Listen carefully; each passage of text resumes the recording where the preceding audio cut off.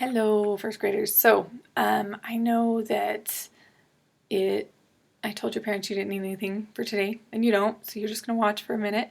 My video is going to be real short for math today, but just like at the end of our reading lesson, I went over some materials that I have sent home with you, materials that you have, and I want to just kind of go over them as things that you can use this summer just to continue to practice and work on those math skills so that you guys are ready for second grade. I know you will be. I know you'll do great. But I just kind of want to go over that there's two more packets that I want you to look at or go over. Maybe do some this summer. One a day. I'm not asking a lot. But kind of just to help you kind of with your math stuff. So the first thing that I think is really beneficial and will really help you as you continue on is to continue the Rocket Math.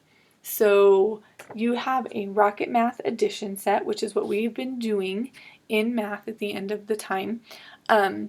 So you can finish this packet. This is a quick, easy, something that you do once a day. You can finish the addition pack that I gave you. So you have, let's go to the alphabet, so all the way to the end of the alphabet, all the way to Z. So we're on I. That's where we would have been today if I was assigning anything. But you can start on I and then just go all the way through Z. These are just really good ways to help you try and memorize those facts, which will in turn help you as you continue in math in second and third and fourth and all the way up to fifth and sixth grade. Okay, so again, remember your parents just do that oral part with you around and then 1 minute test just to see how you do. Okay, it's not anything that's right or wrong or how far did you get or anything like that. It's more just the practice of skills. Okay, so you have an addition pack. And then you also, in your packet of materials that we did not get into, you have a subtraction Rocket Math. And I don't know where I put mine. But you have a packet. There's mine, I think. There we go. You have one with subtraction. So this one again goes A through Z. So maybe once you are finished with your addition one, you can move into the subtraction one over the summer. Okay, so these are just really good things to be practicing. And like I said, it takes maybe 4-5 minutes each day, which it's not a lot. So it would be really good for you to work on those over the summer, just to kind of keep up on your math skills. The other thing that I included is some double-digit addition and subtraction. And I know that this is a little bit harder, but we worked on this in school. So this shouldn't be anything that you shouldn't know how to do. So remember, we always start in the ones column when we're adding. So we're going to add the ones and then add the tens. Okay, and you're just going to continue to do that. Now the first ones are addition without regrouping. That means you don't have to worry about putting anything into the tens. Okay, however, when you go further into the packet, okay, you're going to get into addition with regrouping. So I'm going to come into, and I only have a couple pages without because we did a lot of without regrouping. This is the part we didn't do a whole lot of. So your parents can help you with this over the summer if they want. It's not a have to, obviously, but it would be beneficial for you to kind of work on it a little bit. But basically, if I have 9 plus 2, which I don't have my pen. I don't know where my pen went. I lost it. Okay. If I have 9 plus 2, I know that that equals 11. So if I have the number 11, remember, here's my tens column, here's my ones column. If I have the number 11, I can see, if I think about this way, here's my tens, here's my ones, I can see that my 1 would go in the ones, and then my other one needs to go up here in the tens. So that's what it means to regroup. It means that I have to make a group of 10. I made a group of 10. A lot of times if you have cubes, this is really easy to do with cubes. It's easier to see that, okay? But then you go 5 and 1 more equals 6. So you get 61. Okay, if I look at this one, I have 7 plus 6. Well, I'm going to think about this again. Same way, here's my 10s, here's my 1s. Up here, here's my 10s, here's my 1s. Okay, so if I have 7 plus 6, I know that that equals 13. So I'm going to put up here 13. So I can see what number's in my 1s, the 3, what's in my 10s, the 1.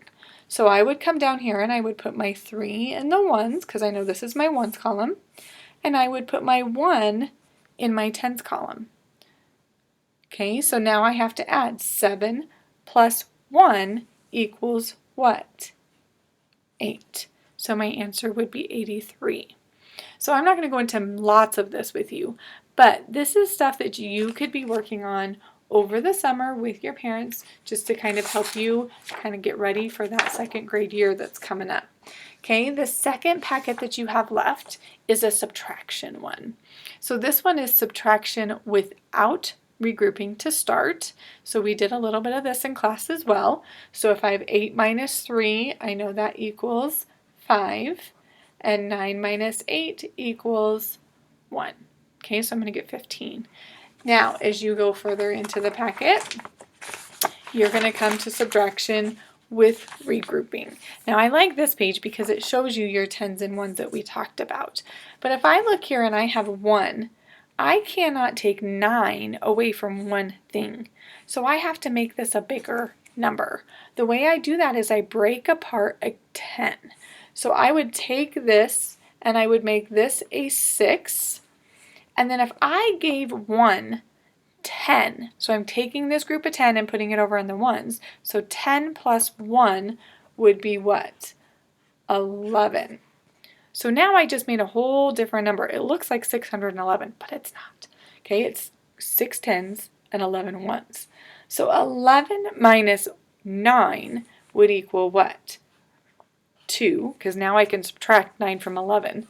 And then 6 minus 3 would equal 3. So my answer would be 32.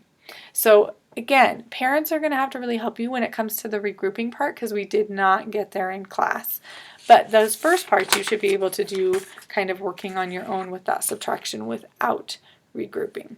Okay, so again, these are optional packets to do, but I think they would be really beneficial. I really think the Rocket Math would be a great thing for you guys to work on a daily. Like if you could do one a day, I think that would be great to try and kind of help you with those skills. I think these are wonderful for over the summer. I like to send them home with my kids over the summer just to kind of really work on those addition facts. The other thing that I want you to know is a lot of you did Redbird, and you guys were doing an amazing job in making growth, practicing those math skills. You can continue to do Redbird. That's still an option over the summer. I wouldn't say do it daily, but maybe do it once a week, just to kind of help you out. If you didn't do Redbird during this remote learning time, you know, it's something that you can look at as a resource over the summer to do. It's going to kind of review what we did in class. It's also going to meet you where you are. So I think that's really important. And again, I wouldn't do it every day, but if you maybe did it once a week, I think that would be a really good thing to continue over the summer. So that's all I have for math today. You have no assignment. You have nothing to turn into me.